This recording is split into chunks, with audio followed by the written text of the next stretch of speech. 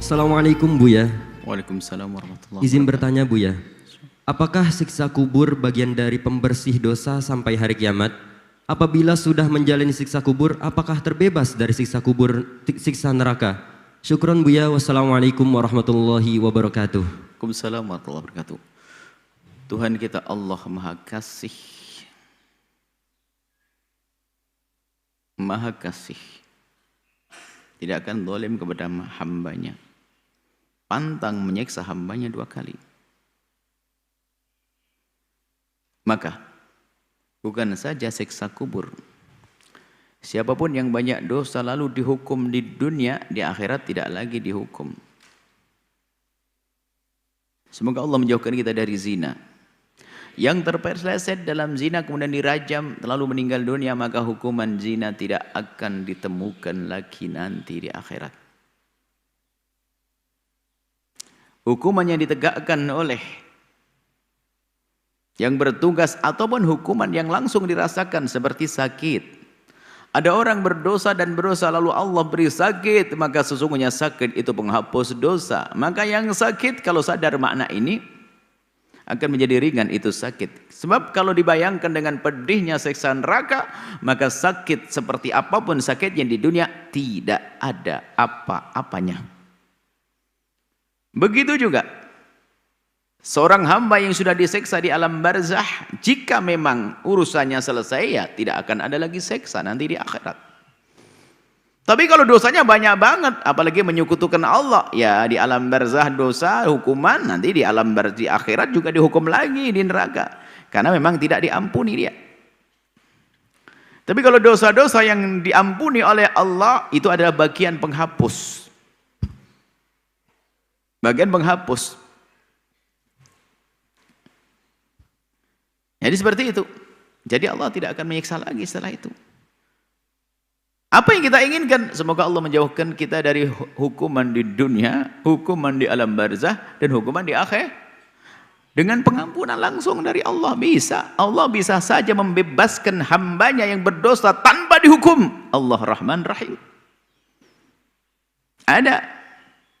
Tanpa syarat. Cukup beristighfar lalu diampuni oleh Allah. Cuman ada bagian hamba yang tidak cukup dengan istighfar, ya dah dikasih oleh Allah sakit. Mungkin dia istighfarnya sudah banyak, kenapa kau sakit? Ingat, tidak ada sesuatu yang tampak sebagai siksa yang Allah berikan di dunia, bukan di akhirat dan alam barzah.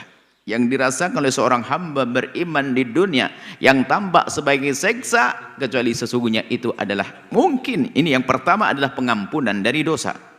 Yang kedua mungkin dosanya sudah habis. Yang kedua pengangkatan derajat yang tinggi dan dia mendamba derajat tinggi. Yang ketiga adalah Allah akan siapkan pahala yang banyak nanti di akhirat. Artinya apa? Selagi di dunia apapun yang ditimpakan seorang oleh Allah kepada hambanya dari ketidakbaikan, sakit dan sebagainya, sesungguhnya satu daripada 3 tersebut.